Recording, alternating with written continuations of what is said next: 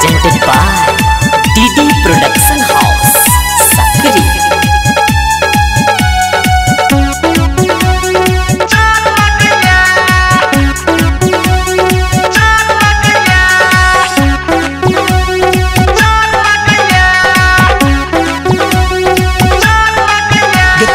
हमर गर्लफ्रेंड हम ही बनबो हस्सा बैंड तुच्छा हमर गर्लफ्रेंड हम ही बनबो हस्सा बैंड तुच्छा हमर गर्लफ्रेंड हम ही बनबो हस्सा बैंड तोरा बिना देह थर थर कापैया शॉट नग छौरी हमरा चार लगैया शॉट नग छौरी हमरा चार लगैया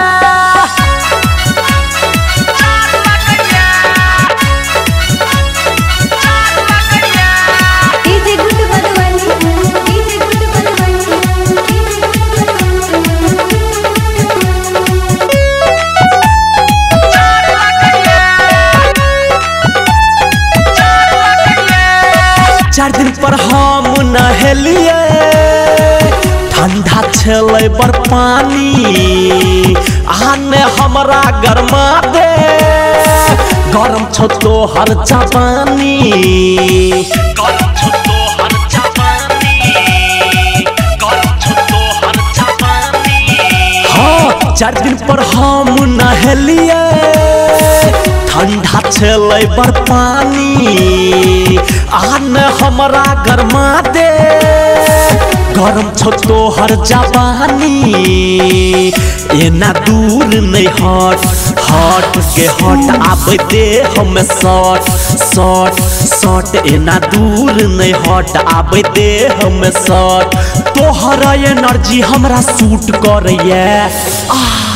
शॉट नग छौरी हमरा चार लगैया शॉट नग छौरी हमरा चार लगैया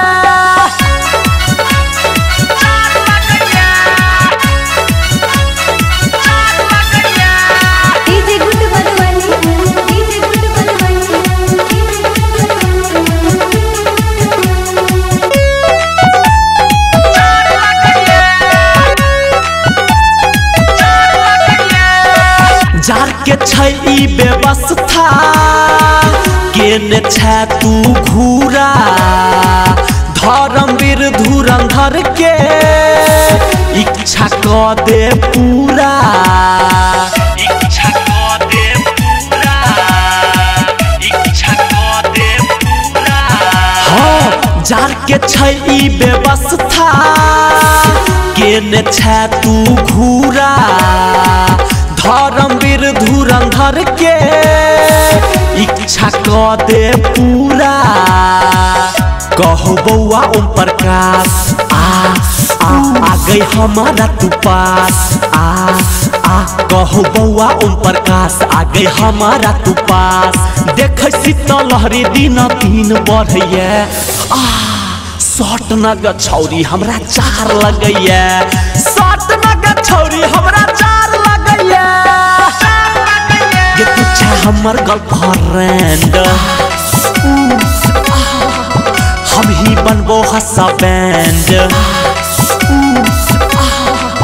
तुच्छा हमर गर्लफ्रेंड हम ही बनबो हस्सा बैंड तुच्छा हमर गर्लफ्रेंड हम ही बनबो हस्सा बैंड तोरा बिना देह थर थर कापैया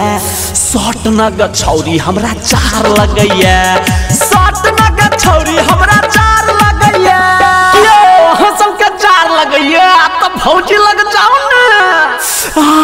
recording by DD production house Sakri 97 084 45 722।